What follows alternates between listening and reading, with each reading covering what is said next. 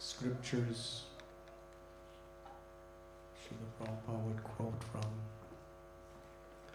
There is a verse, Tashtit Tatra Tishtara Narada Yatra Gayanti Mad Bhakta, where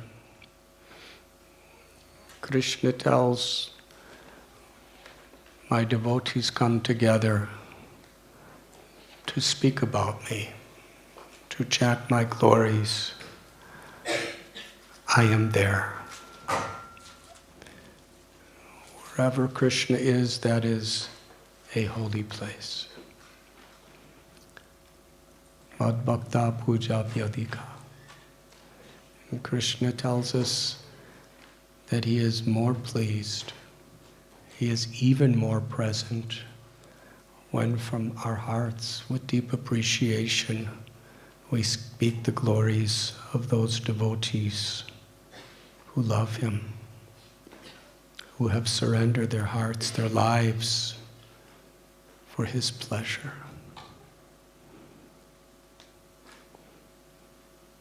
Srimad Bhagavatam is the essence of all the Vedas. It's the culmination of all the knowledge, of all the scriptures, for all times. The Paramhamsa Samhita culminates with the 10th canto. But the first 9 cantos prepare our consciousness so that we can actually connect to the 10th canto properly. And most all the lessons are stories about Krishna's devotees. The Pandavas, Dhruva, Prahlad, Ambarish, the Prachetas, Arantidev, Shukadev, Parikshit. Because we learn how to love Krishna through the examples of great devotees. Srila Prabhupada quoted a Bengali saying that the mother teaches the daughter-in-law by instructing the daughter. Now, when I first heard that, I was a brahmachari, and I was thinking, I don't know what that has to do with me. But then Srila Prabhupada explained, and it had everything to do with every one of us. He said, in the traditional Bengali household, the daughter-in-law comes to live with the mother of her husband. And because she's just coming there, it's very different. It's a different house, and she's obviously quite nervous. And if the mother-in-law corrects her, she'll really be devastated. So even though the daughter does everything so nicely, the mother-in-law will instruct the daughter in front of the daughter-in-law so that the daughter-in-law learns everything. Does that make sense?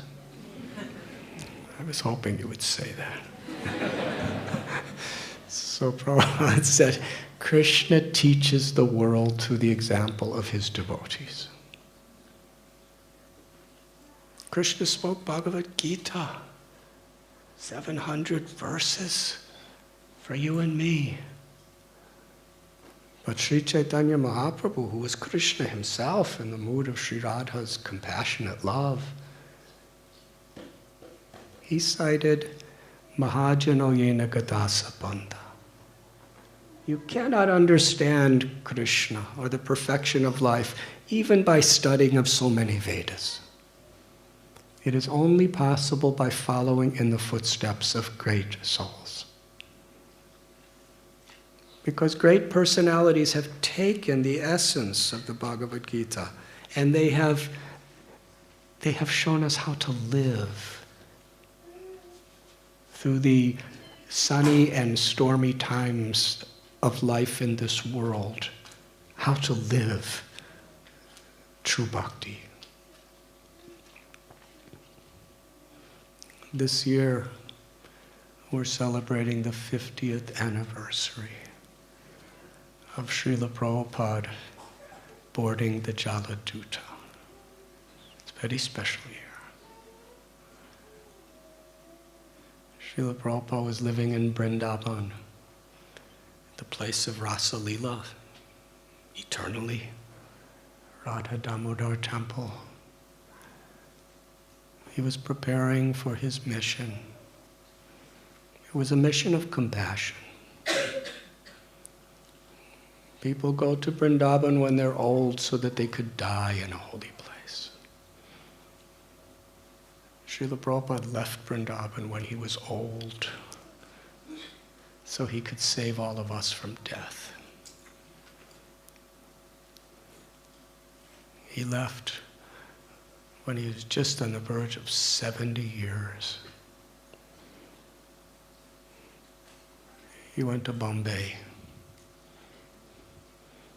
There he begged Sumati Maharaji, a simple lady, give me ticket on your cargo ship, because he had no money, no means. Finally, he was so persistent, she gave him ticket. He took a train, very slow train. He went to Mayapur, begged for the blessings of his Guru Maharaj. Then he went to Shantipur and begged for the blessings of Lord Chaitanya and Advaita Acharya and Nityananda Prabhu. Then he went to Calcutta.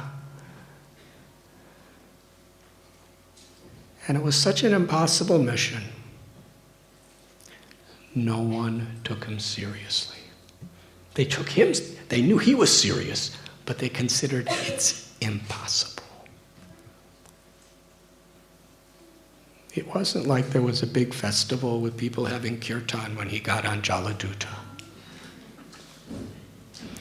There were only 5 people that came. I think 4 of them worked for the steamship company. And the other was his youngest son, Vrindavan Chandra Day. That was it. The others were coming simply officially to see him off. And his son, he really didn't understand why my father's doing this.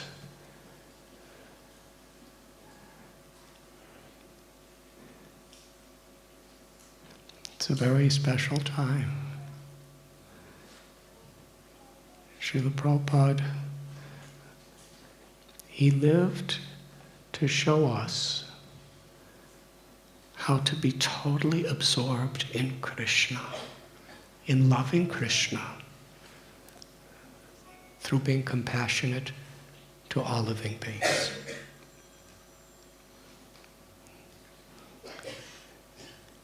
Krishna is the controller of all controllers. Why did he have heart attacks, seasickness? Krishna could have made it a nice voyage. Because we're all tested with so many challenges in life. And there's so many nice philosophies that teach us how matra sparashastu kondeya sitosna sukadukama. There's the winter and the summer seasons, and we should tolerate them and not be disturbed. But when we see a devotee going through the challenges of life and how they apply those principles, then only can we actually understand. So Srila Prabhupada taught the whole world perfection of pure devotion through his intimate, loving devotee, Srila Prabhupada.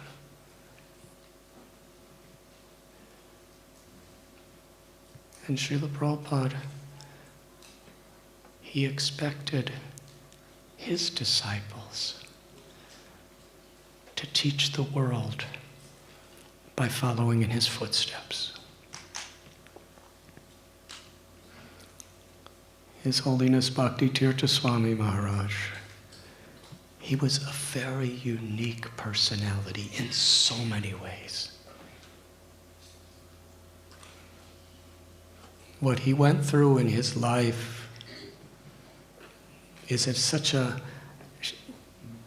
beautiful example for us to learn from.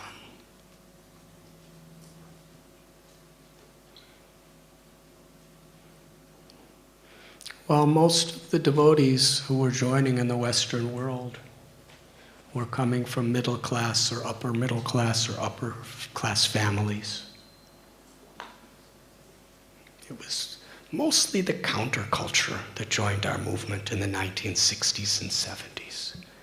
The counterculture were people from usually quite affluent families who had ideological, revolutionary differences from their parents and the government and everything, and they kind of rejected everything and couldn't find what they were looking for until they met Srila Prabhupada. Then they gave their hearts and their lives to serve him. Bhakti Tirtha Swami didn't fit in that mold. He was born in complete poverty. Being African American in the 1950s, no civil rights. If you're born in the ghetto, you live in the ghetto, you die in the ghetto. There was no freedom. Constitutionally there was freedom, but socially there was no freedom.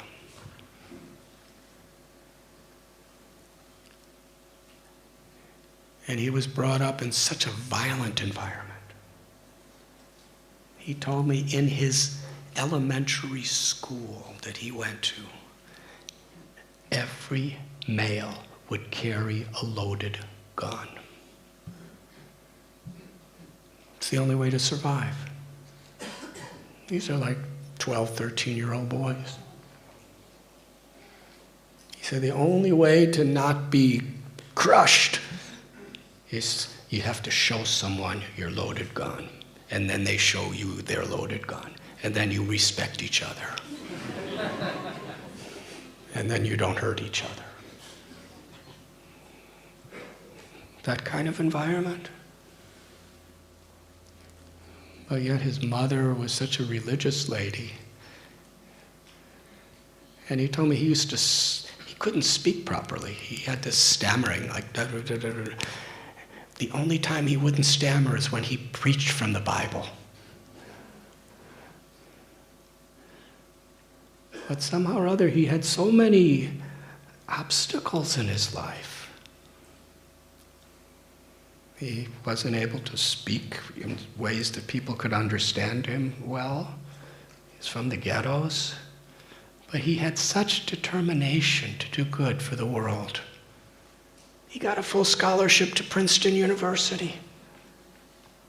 In the 1960s, Princeton University was not a place for African American people. It was mostly the really wealthy people from the southern states, their children.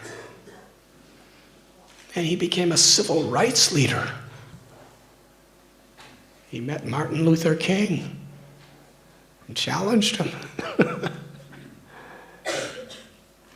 He graduated. He had such an incredible career before him.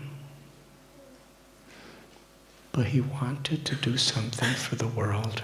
And we just heard this wonderful narration where he was seeking a guru and he was learning about spiritual sciences.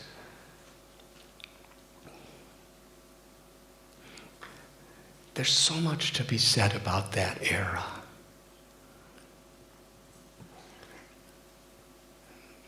Because in a country where there was such a prominence of certain religions, but there was so much persecution, discrimination, and hate towards somebody because of the color of their skin. And people in the name of God were burning the houses of people with dark skin and killing them. It's hard to accept that religion. But he was looking for the essence. And ultimately, he found that essence in Srila Prabhupada. And I remember he told me that in one of his first meetings with Srila Prabhupada,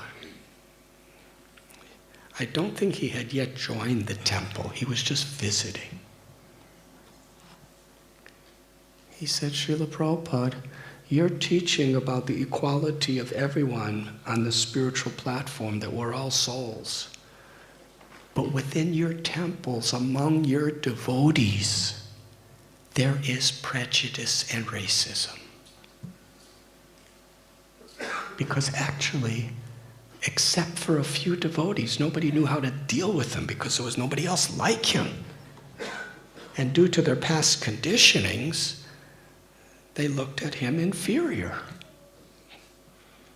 And he could sense it because he spent his whole life going through that. He said, Prabhupada, among your devotees, there is racism.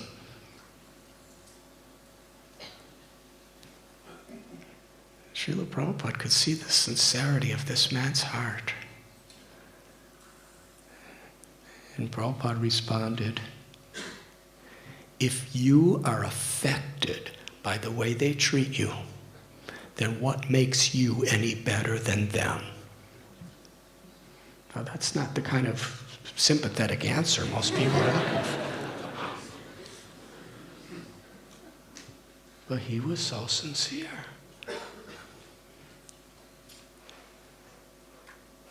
If he's not forgiving, if he's against them because they don't like him, then he's just like them. So he took the difficulties he was having within the Hare Krishna movement as an opportunity to really go deep into what Srila Prabhupada was teaching. What does it really mean to be a Vaishnava? You see, in his situation, you couldn't just be a stereotyped Hare Krishna. He could only survive if he went really, really deep, and he did, and he surrendered from the very beginning. He saw Srila Prabhupada's example. How Prabhupada was such a loving, compassionate person, and he was such a dynamic activist. Prabhupada wanted to change people's lives, and he wanted to change the world. And disciples like Bhakti Tirtha Swami Maharaj gave their lives to help. There are so many very well-known stories. Here in London, one of the most intimate exchanges in the history of our movement took place between Srila Prabhupada and His Holiness Bhakti Tirtha Swami Maharaj. Because at that time, Srila Prabhupada was very much stressing book distribution. Bhakti Tirtha Maharaj, he was selling sets of books all over America in the colleges. And then he went to the former Soviet Union, to countries where it was completely illegal. Or if you were found even with a book, you could be punished and put in prison. And he was going with boxes of books and going to the universities trying to convince professors to teach it to their students. Quite courageous. And the kinds of adventures he went through, because of he was so enthusiastic and he was so fearless and he was so compassionate. He would write down the stories of his adventures and send letters to Srila Prabhupada. And when Prabhupada would read them, even during his last months in this world, he said, this is the medicine that keeps me alive. Ganasham's letters. Tamal Krishna Goswami would, as soon as he would get a letter, he would read it to Srila Prabhupada. Prabhupada would have him read it again and again, and if special guests would come to Prabhupada's room, he would have Tamal Krishna Goswami read Ghanshyam's letter to them. So special. And for Bhakti Tirtha Swami Maharaj, even though he was risking his life, and again he was just a hair away from being put in prison and probably tortured and maybe killed, and it wasn't like he could be undercover. Because in the 1970s, in the former Soviet Union, there were hardly any African people.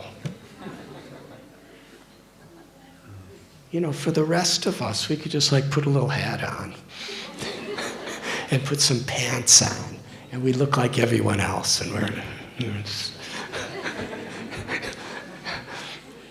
But Bhakti Tirtha Maharaj, he couldn't do that. He really stood out.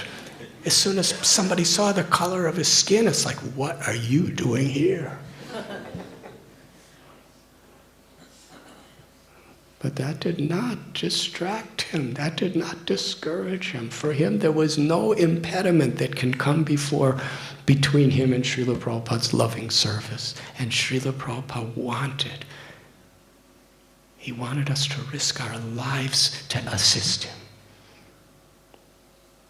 He didn't care whether he lived or died. He just wanted to serve. And he did. And he got such outstanding results, and he was so focused. He told me during that time, it was very difficult for anyone to be his partner. Because he would only sleep a couple hours, and he would practically eat nothing, and he would just be out and out and out. He would wake up early in the morning, he would chant his rounds so attentively, so intensely, because he knew, I must get my power from Prabhupada through the holy name. And he would be going to so many places and so many difficulties. He told me one time in Mayapur, the people of that party, the library party, were speaking, what are we going to do with this Ghanshyam? Nobody could work with him. He's just too intense. Not intense of being mean or impolite, just he never stops serving.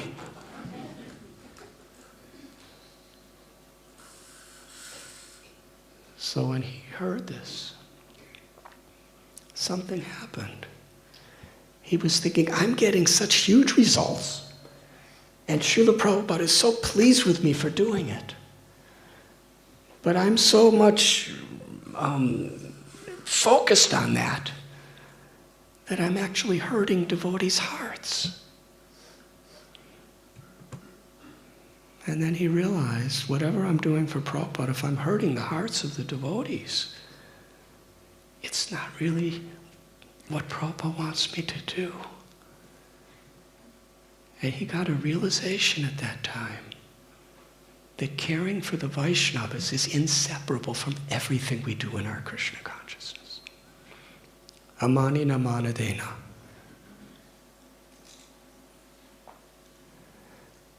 Meanwhile, his letters were going to Srila Prabhupada. He was so pleased. And when Prabhupada came to London, at a time when he couldn't even walk, he was being carried. He was his doctors in India said, you cannot go. And Prabhupada said, no, I want to go. And he came here.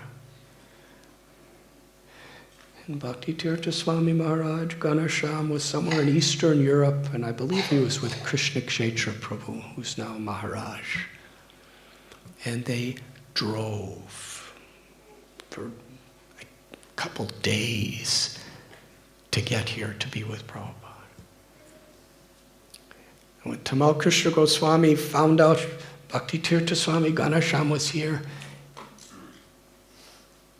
he told Srila Prabhupada, the person who's writing all those letters to you, Ghanshyam, is here. And he called him up to his room.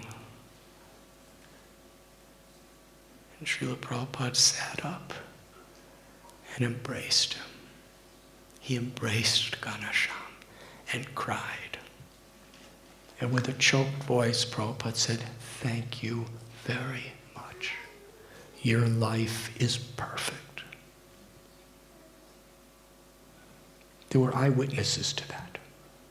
The news spread all over ISKCON. There was no internet in those days. There was no fax and stuff like that. But somehow or other the word spread. I was living on a little mountain, way away from any civilization. And I heard about it.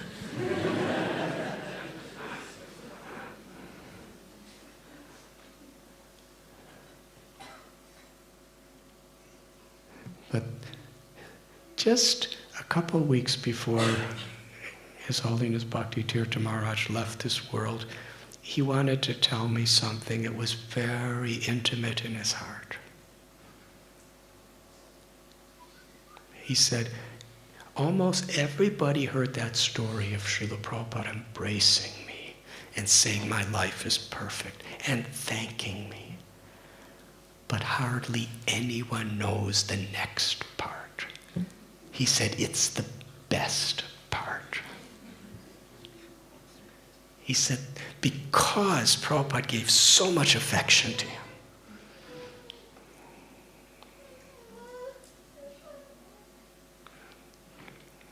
you should be like a good mother and give your child the privacy she needs. Thank you. The next day, Tamal Krishna Goswami, he really wanted to make Prabhupada happy. He called Bhakti Tirtha Swami and said, you should read your letter to him, because he just gave a new letter. It was always read by his secretary. He said, for the first time, Prabhupada could hear you personally reading your own letter. That's going to be such a historical thing. And Bhakti Tirtha Swami was so excited, I get to read my letter personally to Srila Prabhupada. And he started reading, and as soon as he started reading, Prabhupada was laying in his bed. Prabhupada started talking to someone. He stopped reading. Prabhupada didn't look at him. He was looking. And then he started reading again. Prabhupada looked in another direction and started talking to someone else. After a few minutes, he stopped. Started reading. As soon as he started reading, Prabhupada looked at someone else and started talking. This went on for about 10 minutes. He didn't even get past the first couple sentences. Prabhupada wasn't looking at him. He wasn't listening to him. And it was really tense. Can you imagine? Tamal Krishna Goswami was like a little trembling. He said to Ganesham, he said, I think you better go. He went out of Prabhupada's bedroom. He was really shaken. But he processed what happened. He said, that was such a more intimate exchange of love with Prabhupada than when he embraced me and cried and said my life was perfect. He said, that instance was so much more dear to me because Srila Prabhupada cared about me so much. He knew how much he showed his love for me the day before and how the world of devotees was recognizing me. And he wanted to protect me from false pride. So the next day he crushed me.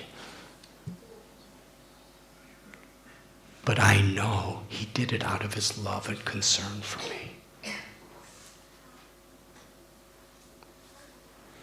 How Srila Prabhupada taught the world through such a devotee? Sometimes we think, I want to be like Prabhupada, so I'm going to crush you.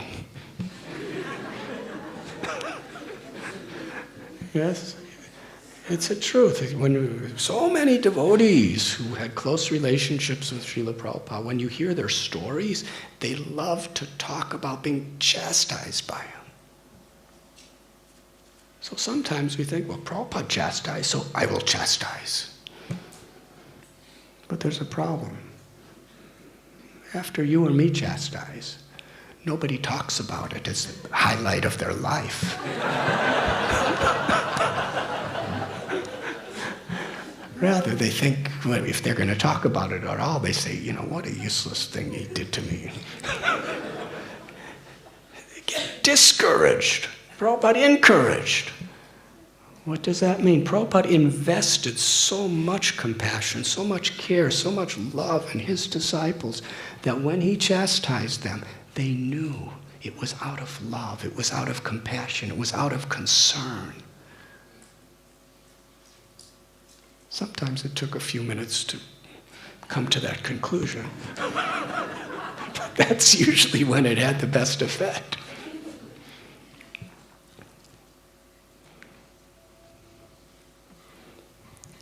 But that was Bhakti Tirtha Swami Maharaj. He had such faith in Srila Prabhupada. And Srila Prabhupada had such confidence in him that he did that. And as His Holiness Bhakti Tirtha Maharaj was telling me the second part of when he told me the first part of the story, he was smiling. When he told me the second part, he was crying in ecstasy.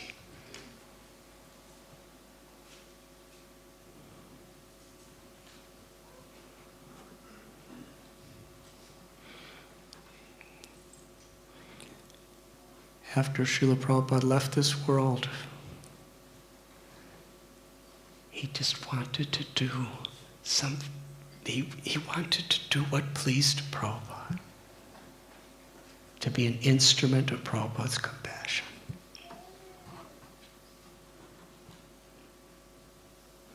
Western Africa at that time was one of the most poverty-stricken, disease-stricken, difficult places in the world. Brahmananda Prabhu, he was Maharaj then, he would go there sometimes, and it was really difficult. But Bhakti Tirtha Swami Maharaj felt that calling from Prabhupada. He's from African descent. He should go there and preach. And he did. And what he did in Africa is unbelievable. He completely transformed a yatra that was just barely existing into a place that was one of the most successful areas of the world of spreading Krishna consciousness. And it wasn't easy. So many diseases, so many troubles, so much poverty. And he was regularly getting death threats. And people were doing black magic and voodoo and stuff. He used to tell me stories. But he was fearless because he emulated that spirit. Didn't matter whether he lives or dies if Srila Prabhupada's pleased with him, because that's life. That's eternal life. And he wanted to do things, he wanted to reach people that we weren't reaching. Even in the 70s, and in the early 80s, it was mostly counterculture people coming to Krishna consciousness. He started projects in the inner city poverty ghettos to preach.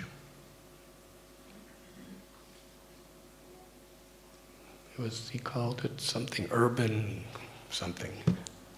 He opened up kitchens to serve prasad for free and very inexpensive in the ghettos of Washington, D.C., one of the most violent places in America, to the African American people there. And he had such an incredible effect on people's hearts. And he was going to universities. And he started his, what was the name? Applied Spiritual Technology, the Institute of Applied Spiritual Technology. Because he had a yearning to reach people's hearts. And some of the ways he was giving classes were not the standard methods, but the message was the pure message, in essence.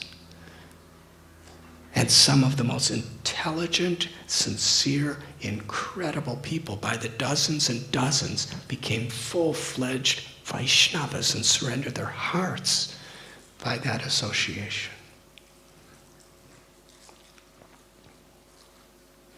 And he traveled the world, South America, North America, Russia, Australia, Europe, everywhere. And everywhere he would dance and sing and preach and cared.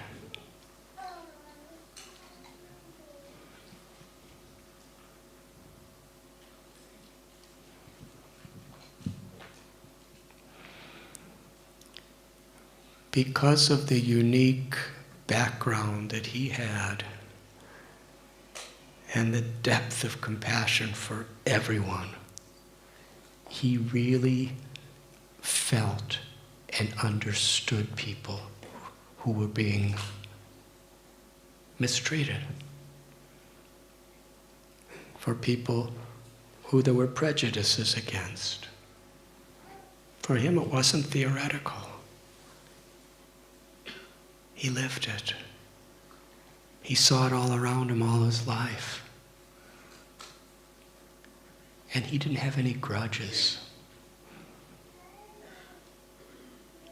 He didn't have any criticisms or blames for anyone who did anything against him or his people.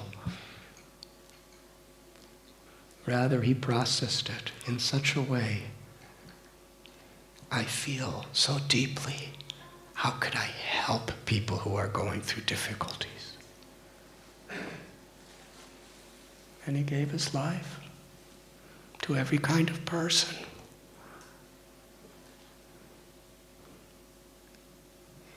He just broke through every sociological human barrier and preached pure devotional service, Krishna consciousness.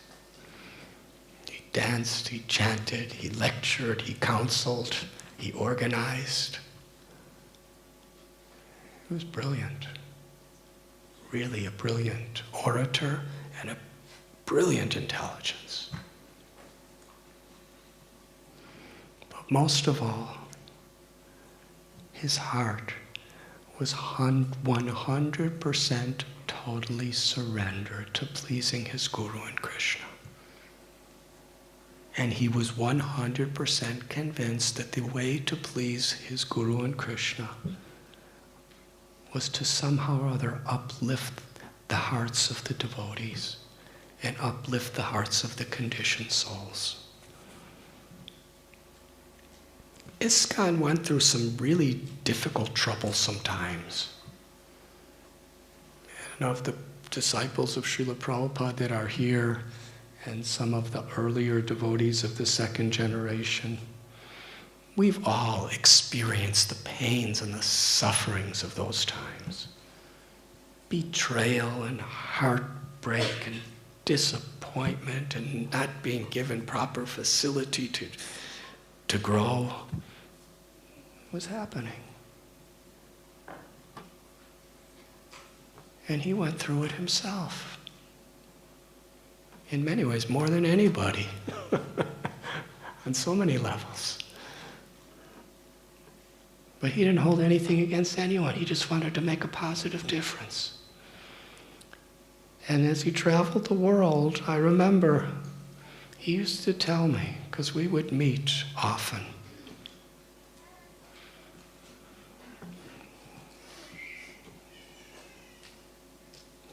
he would say, if we want to spread this movement, the devotees we have to be happy. We have to have a community of happy devotees. Otherwise, we're preaching philosophy, and then they come to our temples and communities, and they think, my God, I have to really use this philosophy to live here.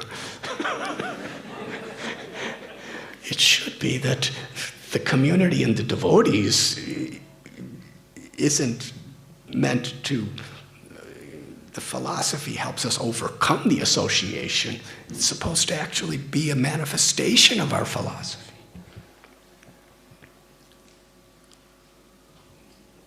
So he really tried. And I would see him. He would go to remote parts of the world in order to inspire, encourage, and uplift the Vaishnavas. And so many times, people who had been hurt, he would just give so much of his time and energy because he knew that Prabhupada would want that. And at a certain point, he wrote it in his Vyas Puja offering to Srila Prabhupada. Vasudev Dutt. Vasudev Dutt was a devotee of Lord Chaitanya who was most dear to the Lord. Lord Chaitanya would say about Vasudev Dutt, I am Vasudev Dutt's man. I am his property. Wherever he wants to sell me, I am sold. I repeat, Lord Chaitanya said, I am only Vasudev Dutt's man. Why? Because Vasudev Dutt in Puri, he begged Lord Chaitanya for one blessing.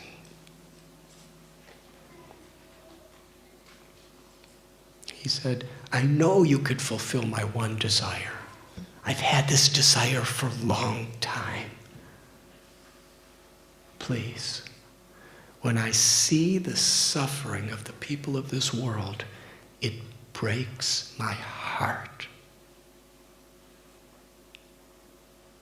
Let all their sinful reactions come upon me. Let me suffer their sins perpetually and give them all liberation. When Lord Chaitanya heard this, because he was really asking for it, it wasn't like a poetic performance. Lord Chaitanya is the Paramatma in the heart. He was saying, this is really his burning wish. Lord Chaitanya cried. And with a choked voice, he said, it is not a surprise that you are saying like this, because you are Prahlad Maharaj.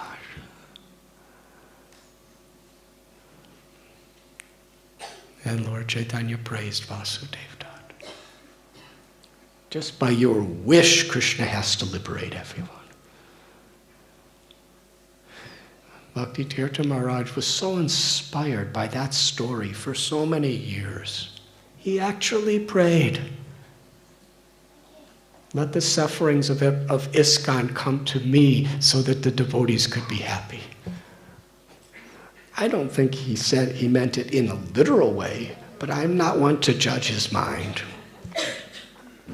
But it was a spirit.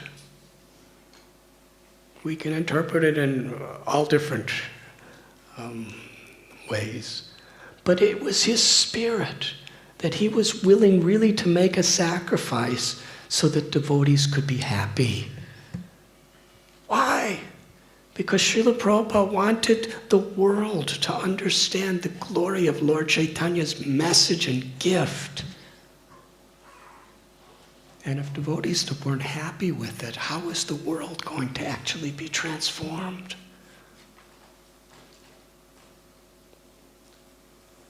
Soon after that, he got cancer. And recognizing his body belongs to Krishna, he tried whatever he could do to make it better. He took natural therapies. He took allopathic therapies. He had to have surgeries. But despite it all,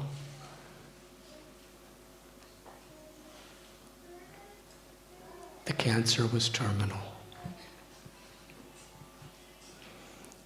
And what was he thinking? He was thinking, how can I serve Srila Prabhupada?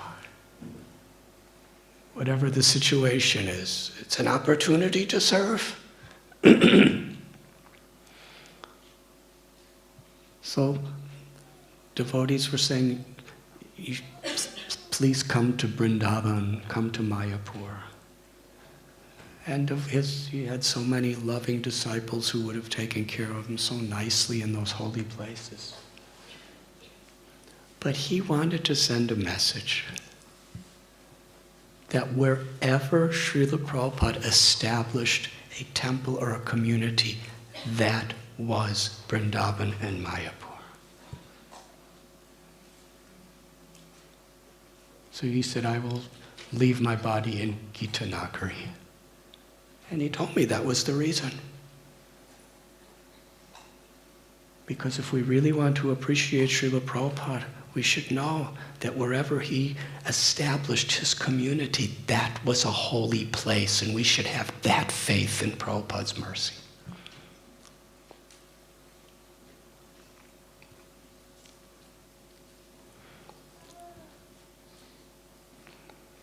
He was surrounded by such loving devotees. And that love was reciprocal. He gave his life for them. And their greatest honor was to give their life to him. That is bhakti.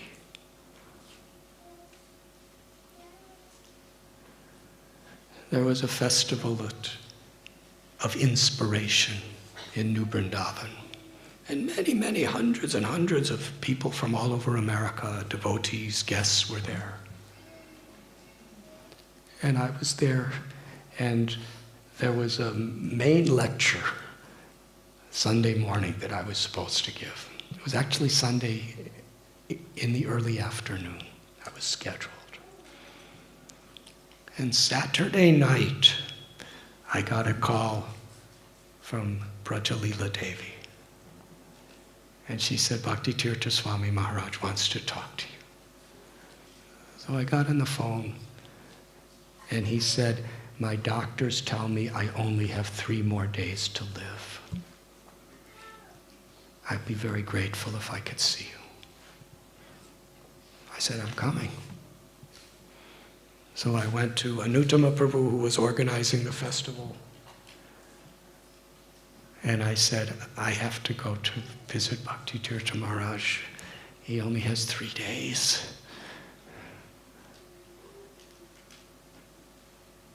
He said, but all these people have come to hear you. I said, doesn't matter. So he said, what if I change you from the afternoon to the morning, the first session, and then you go? I said, I don't want to interfere with your schedule. He said, no, please. I said, okay. So it's right in the middle of the festival. So I gave a class. I don't know what I talked about. It wasn't very interesting, probably. But then at the end, I said, I have to leave immediately because His Holiness Bhakti Tirtha Maharaj only has a few days. And I left that place immediately, and I got in my car. One of my godbrothers, Mahamuni Prabhu, was with me. And we drove away, and I happened to look in the rearview mirror, and there were dozens and dozens of cars right behind. There was about 150 people that left the festival to go to Gita Nagari. It's like a 6-hour drive.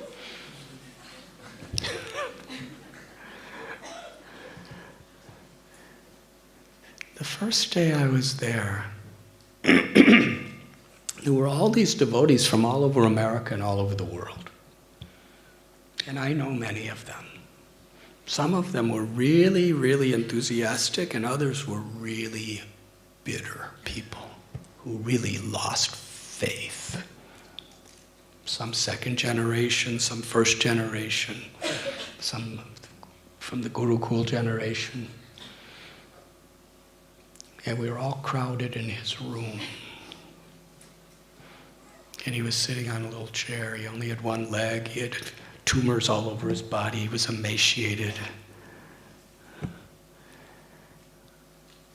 He was speaking with such conviction and such compassion and such blissfulness.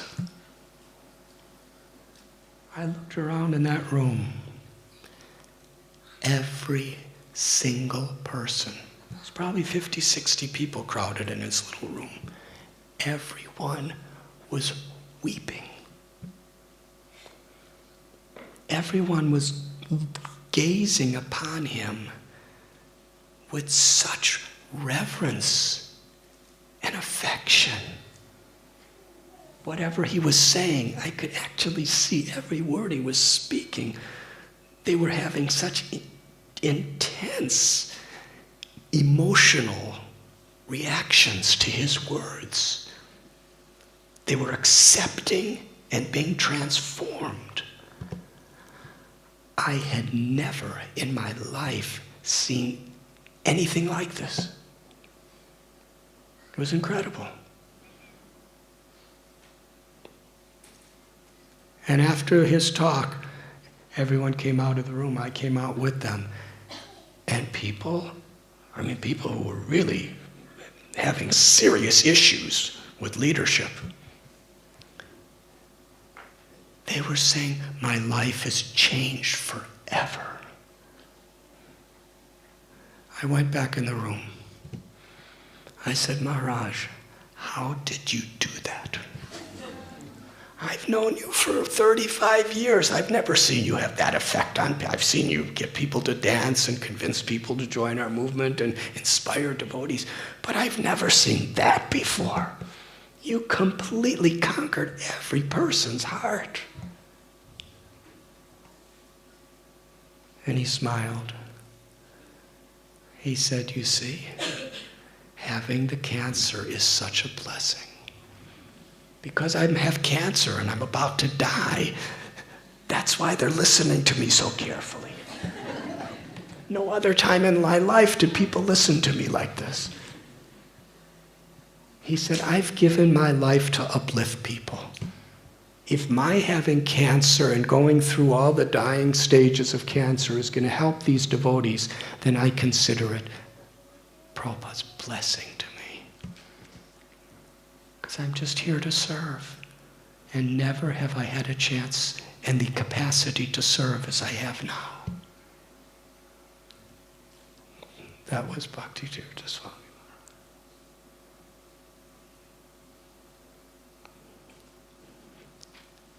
The next morning I had to leave because I had some lecture at a college somewhere later that day. And I had meetings and I had a whole summer of schedule.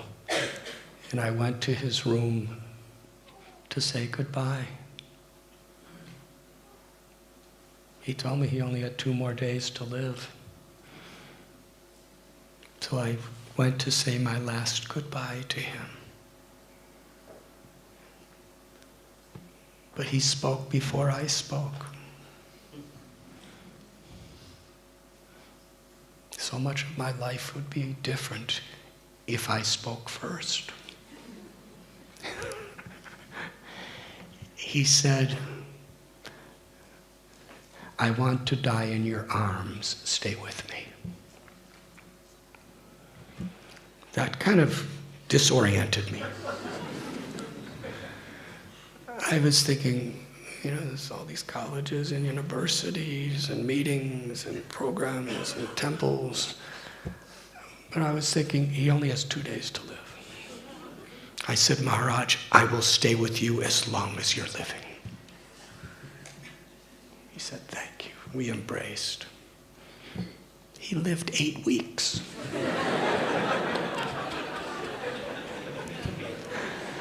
But it was really interesting because every day we thought that would be the day he would leave. So it was very intense.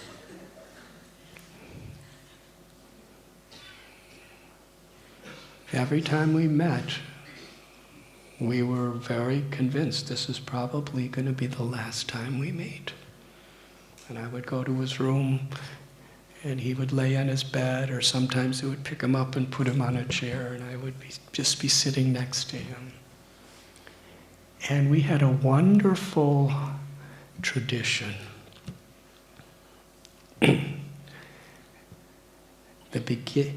As soon as I came in, Bhakti Tirtha Maharaj, he made a rule. No one else was allowed in the room. You remember? She was one of the caretakers. He wouldn't allow any tape recorders, what to speak of videos. And all of his caretakers had to leave and close the door, because it was just going to be two godbrothers speaking. And we would begin each day by reading from Sri Chaitanya Charitamrita. We would read the prayer that Madhavendra Puri offered to Krishna in the mood of Sri Radha as he was leaving this world. When he was bedridden, he couldn't walk, Ishwara Puri was cleaning his urine and stool from his body. And when he was in that situation, he was offering a beautiful prayer. The prayer that Sri Radharani offered to Krishna when he had left for Mathura.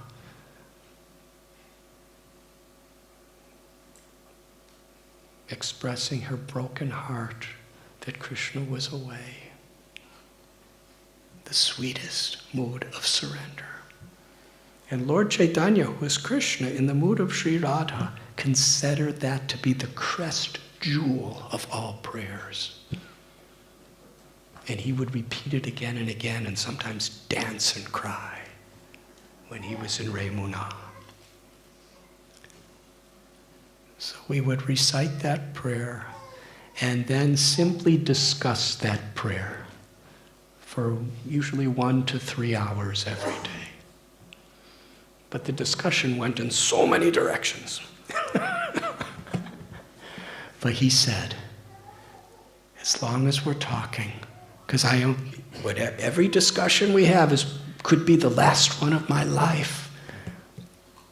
Our only purpose is to help each other to go deeper and deeper in loving Prabhupada and Krishna and the Vaishnavas.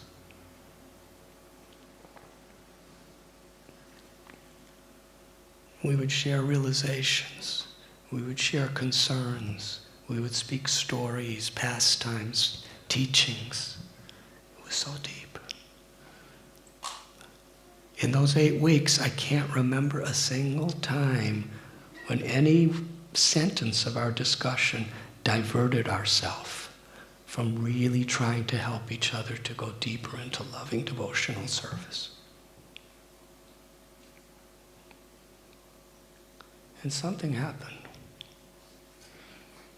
Something beautiful.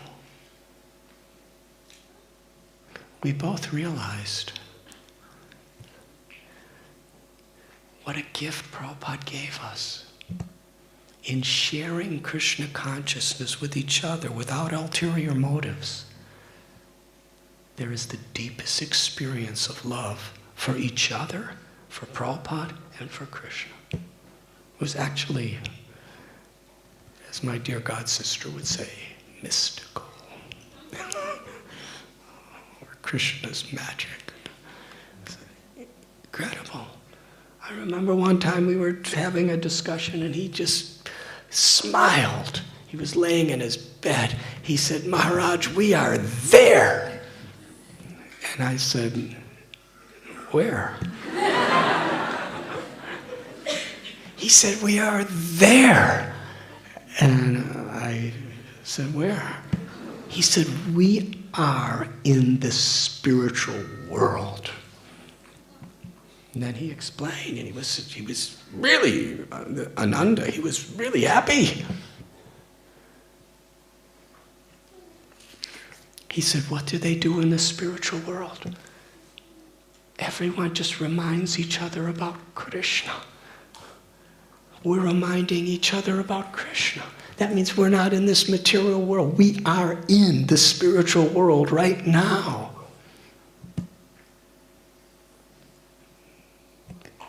he was there. I was kind of seeing, but he was there. It was incredible. Machchita madgatapana bodhyanta parasparam katayantaschamam nityam tushyanti charamanti cha. Devotees are surrendered to Krishna's will, and they derive great satisfaction and bliss discussing Krishna and sharing with one another. And after he said this to me, tears rolled out of his eyes. And he said, this is the gift that Srila Prabhupada has given us. He's given us each other to focus exclusively on helping each other to remember Krishna.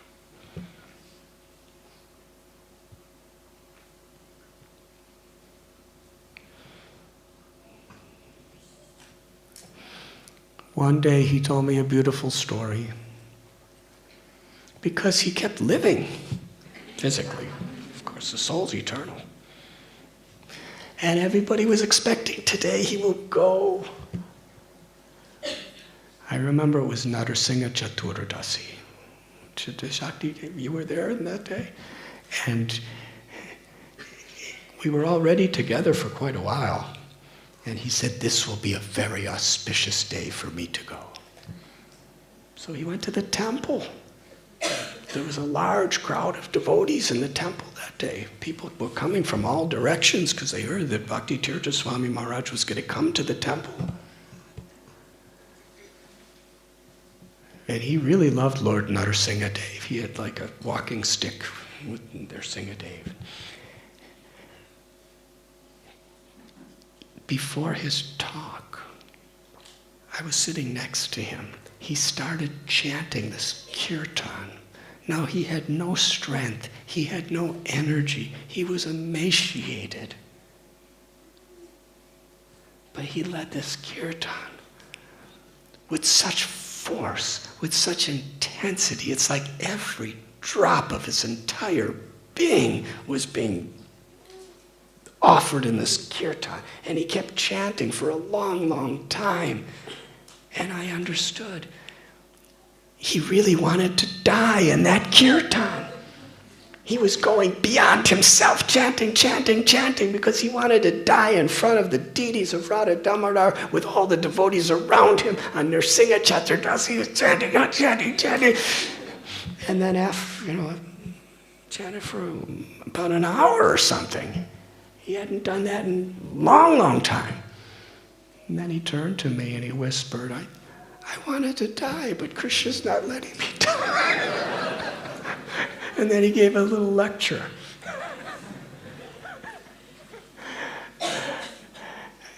And I remember one day, I said, it's Mukunda Dutt's appearance day. Or disappearance. That's the brother of Vasudev Dutt. And he started crying. He said, Vasudev Dutt, this is an auspicious day to go. So he invited everybody from the community to come to his room to chant. And everyone was around his bed chanting, chanting for hours and hours. And then he stopped them. He said, I thought I was going to go today, but Krishna's not taking me, so you could all go back to your service. He was very enthusiastic.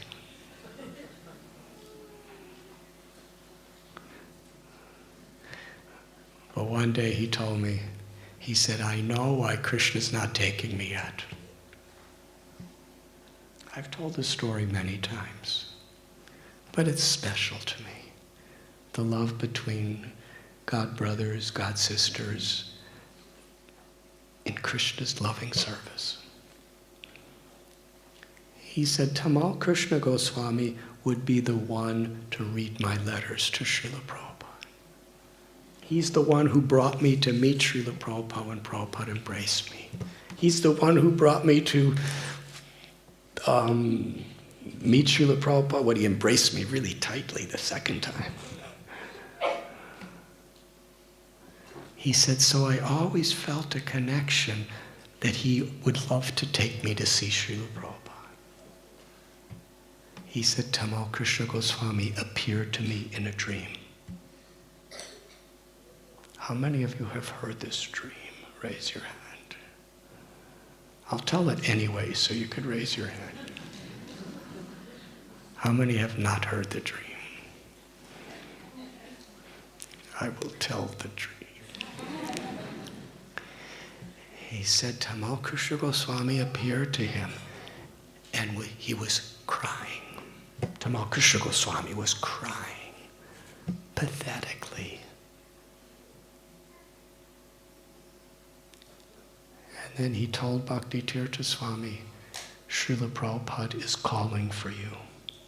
I've come to tell you, he's calling you to serve him in another place. He said, Srila Prabhupada also called for me. And when I left the world to join Prabhupada, I know how much my disciples, my well-wishers, and my friends, how broken-hearted they were and how they cried when I left. And I'm crying now because I could feel for all your followers, your friends, and your disciples, their hearts are going to break like mine did. But Prabhupada's calling for you, so you have to come. And then Tamal Krishna Goswami said, but before you go, I'm going to come to see you again.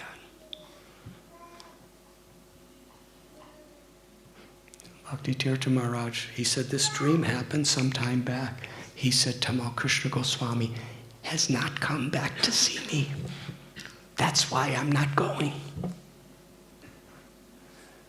And then one day, just after this, because there was nothing that he would speak that I would speak to anyone else. It was completely private.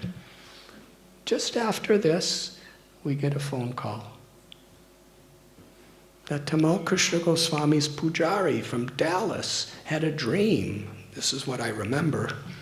That Tamal Krishna Goswami wanted his deities, his personal deities of Radha Govinda, whatever their name, Radha Damodar, his little deities, that they go to give darshan to Bhakti Tirtha Swami. So the pujari came with a few others, and they set up the altar in Bhakti Tirtha Swami's bedroom. Just in the next room, actually, just outside his bedroom. And the devotees put him on a little wheelchair and brought him in, and he had darshan. And right next to the deities was a little photo of Tamal Krishna Goswami. And he said, he's come just like he promised.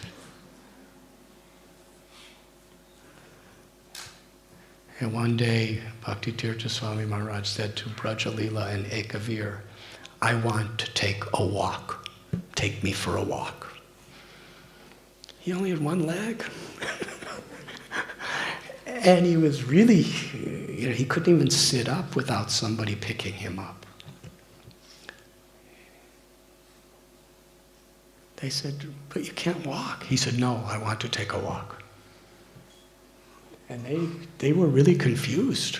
So they came to me and they said, Guru Maharaj wants us to take him for a walk, but he can't walk. We don't know what to do. So I went in the room and I said, Maharaj, would you like to do Govardhan Parikrama today? He said, yes, I want to do Govardhan Parikrama. So I asked Brajalila, you have a Govardhan Shila, let's set up a little table in the middle of the room. And she set up a little table, and he had this special, it wasn't a wheelchair, he had that, but he had a special thing that would it was just like standing up, but it had wheels. So one foot would be on the floor. So it was like he was standing up. It was just taken to the bathroom and stuff like that. So we put him on that, and we brought him out, and everybody in the community came. Were you there that day? We called everybody, we're doing Govardhan Parikrama. And all these devotees came from all over Gita Nagari. There wasn't that many. And we were doing parikrama, and he was going around Govardhan Hill, and we were having kirtan and kirtan and kirtan, and then he said, "We have done Govardhan parikrama." That was such an intimate, beautiful event. It was actually videoed.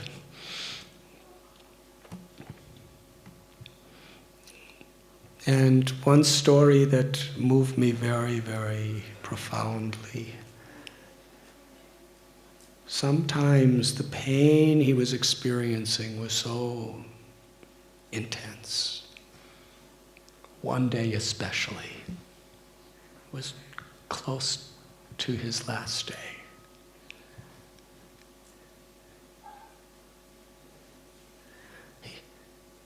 He was sitting on a chair, and I was sitting next to him. And I started reading from Chaitanya Charitamrita, Madhavendra Puri's prayer. But his whole body was trembling with pain. And I could feel that he couldn't really focus on what I was saying. So I just held his hand and chanted the Mahamantra. And he squeezed my hand and chanted the Mahamantra. And then something wonderful happened. He smiled with such effulgence, with such joy. And his eyes literally lit up. They were radiant, sparkling. And it was one of those kind of smiles that it was almost like both sides of his mouth were going into his ears. It was such a smile. He lit up the room. And then he shook his head. And tears, not tears of pain, tears of joy, pouring from his eyes. It was just the two of us. And he shook his head. He squeezed my hand and said, "It doesn't get any better than this." He said it over and over again. The amazing thing is the pain was still the same. The trembling of his limbs was still the same. He was saying, "It doesn't get any better than this." And I asked him to explain. And he did. He said, "I am tasting the sweetness of Krishna's names, in Radha's names, like I have never tasted before. I am so happy. I am so grateful." He said, "I know where I'm going. And I'm so grateful to be going there." And he meant it.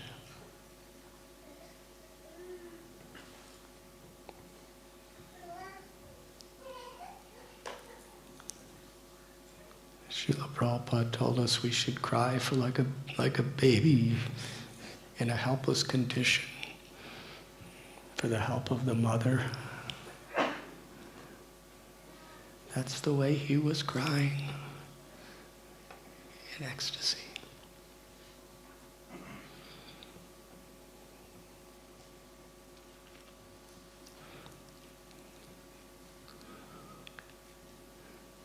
When he did leave the world, devotees from all around America were assembled in a group around his bed. It was just perfect.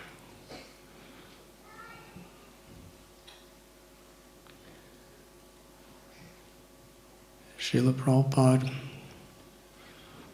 taught us that Krishna shows us how to live and how to die through the example of his loving devotees.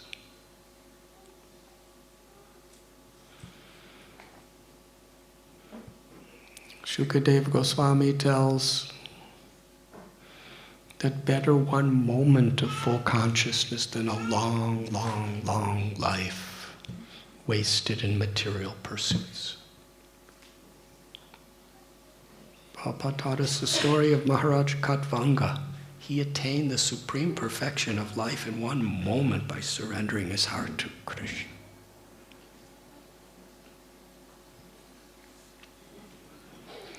We have with us today our beloved god sister Ragini Devi. Today's the first time in my life I've met her. But by Prabhupada's grace, we have a family that even if you meet for the first time, within seconds you realize you're lifelong friends if you've known each other forever. Because we've all been serving the same person, the same mission, and we have the same gratitude. It's really a wonderful family. If only we could focus on that and not be so disturbed with all the little things that happen. But Ragini Devi, who came in the early 70s to Srila Prabhupada, a very difficult background she had.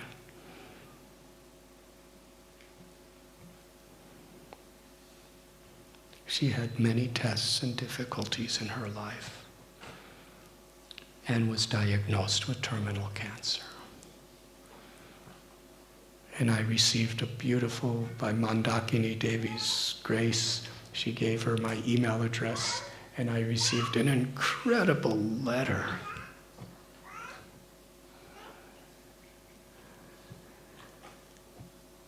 A letter like I've never gotten in my life. And it culminates with how grateful she is for the blessing of getting this cancer. Because she could feel Prabhupada bringing her back, Krishna bringing her back in such a special way.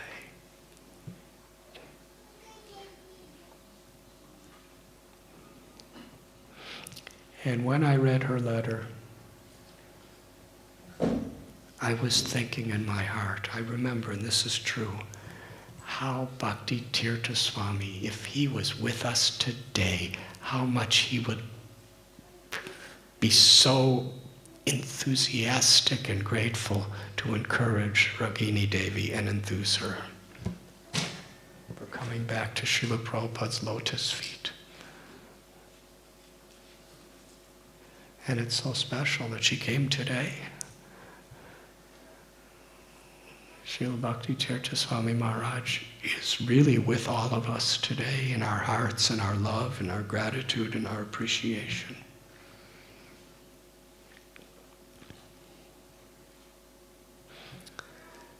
No matter who we are, life is short. It has been 50 years since Srila Prabhupada arrived in America. Dhananjaya Prabhu is one of the earliest devotees. And it seems like yesterday, Bhakti Tirtha Swami Maharaj left this world 10 years ago. And it really seems like just a few days ago, doesn't it? But still, we've aged 10 years, however it feels. And that means we're 10 years closer to death. But if we're really grateful to Prabhupada and Krishna, and we're chanting the holy names and hearing about Krishna with enthusiasm, we're actually 10 years closer to eternal life.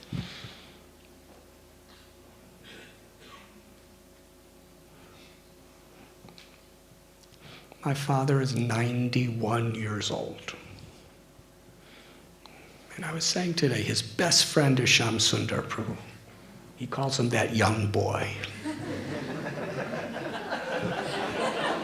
He's about 71. To my father, he's a young boy.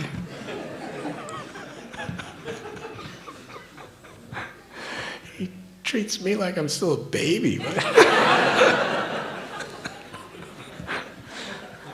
But everything is relative. But when he talks about his childhood, he says, He says, it seems like yesterday. He talks about when I was born. He says, it just seems like a couple days ago. I'm 64 years old. So that's the way life is. It passes fast. But every moment is precious. And we learn from someone like Bhakti Tirtha Swami Maharaj. He may not have lived a long, long time, but that didn't matter to him.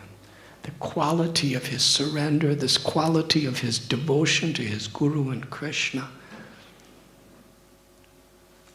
It is our prayer that it lasts forever within the hearts of people who hear about him. And for all of us who have gathered together to remember him.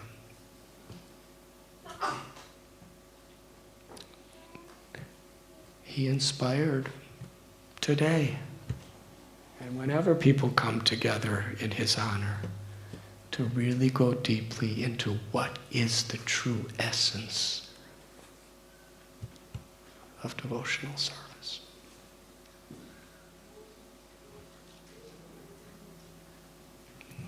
Thank you very much.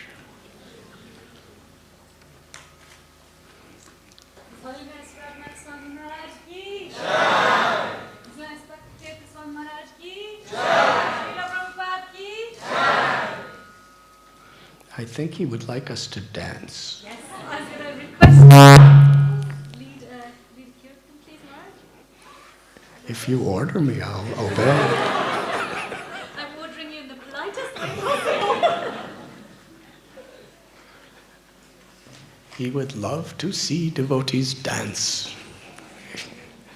So please, in his honor, let us dance and chant with great feeling.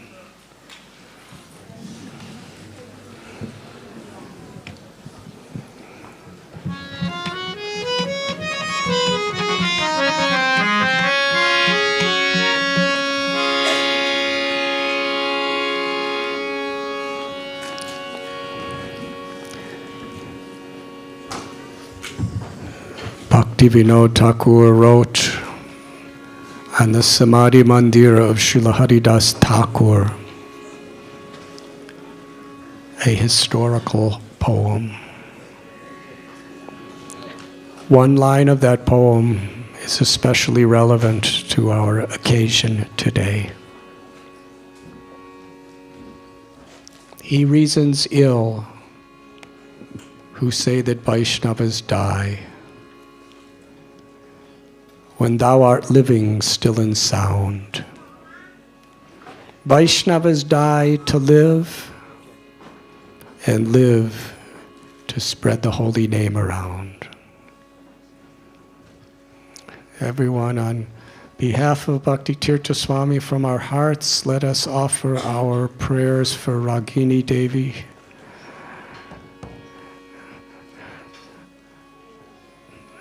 That Krishna's blessings shower upon her forevermore. And we offer this kirtan. Bhakti Tirtha Maharaj would want us to offer this kirtan for our beloved Ragini Devi. So let us chant in this spirit.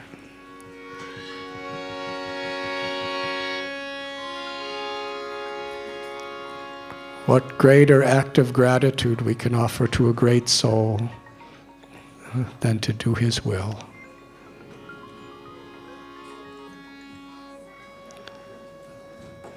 Nama Om Vishnu Padaya Krishna Prestaya Bhutale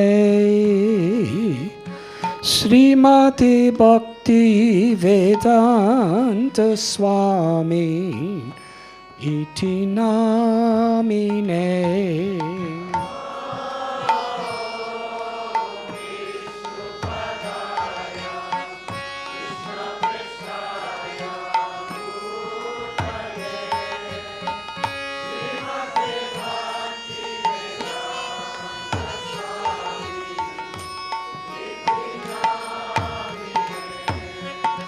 Namaste Saraswati Deve Gauravani Pracharine Nirvishesha Sunyavadi Paschatya Desatarine.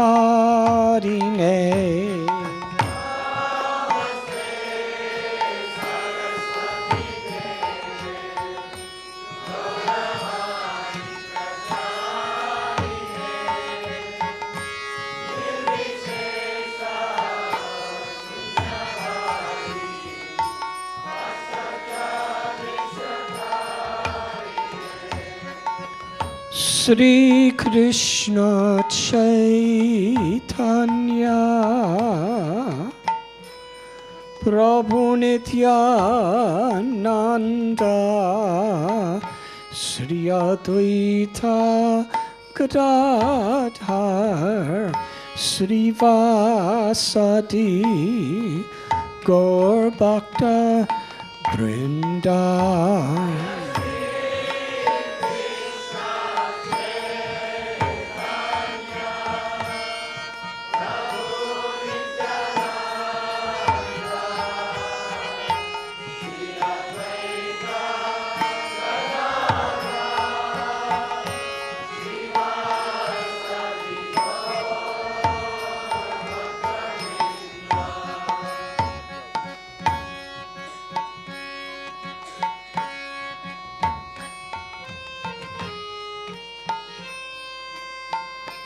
Hare Krishna, Hare Krishna, Krishna Krishna, Hare Hare, Hare Rama, Hare Rama, Rama Rama, Hare Hare.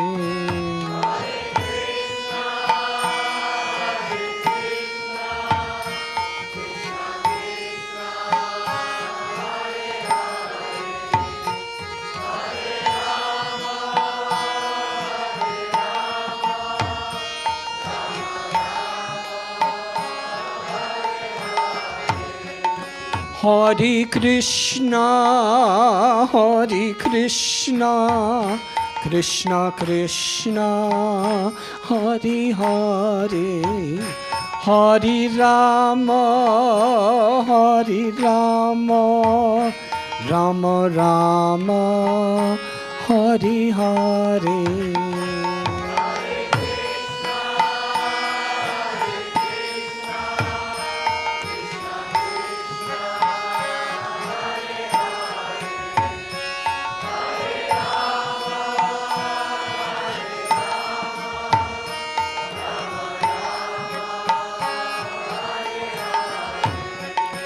Hare Krishna, Hare Krishna, Krishna Krishna, Hare Hare, Hare Rama, Hare Rama, Rama Rama, Hare Hare.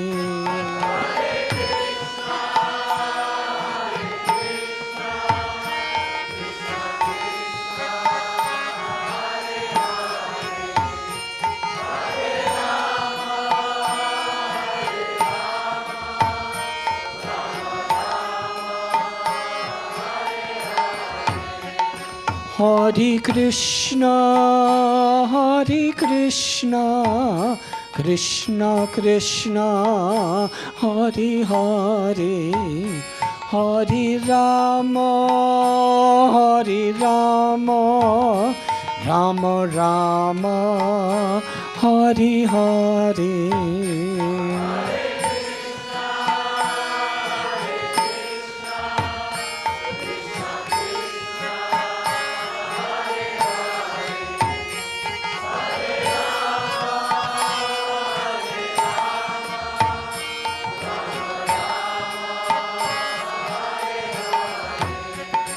Hare Krishna, Hare Krishna, Krishna Krishna, Hare Hare, Hare Rama, Hare Rama, Rama Rama, Hare Hare.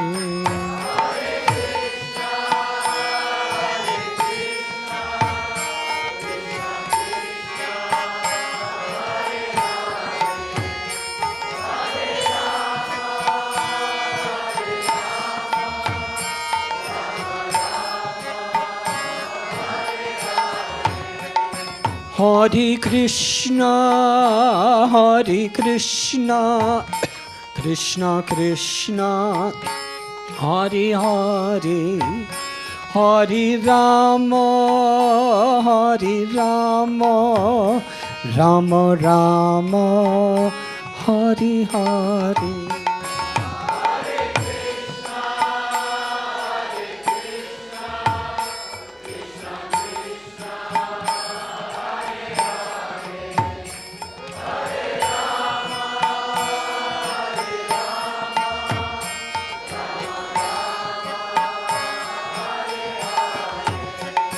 Hare Krishna, Hare Krishna, Krishna Krishna, Hare Hare, Hare Rama, Hare Rama, Rama Rama, Hare Hare.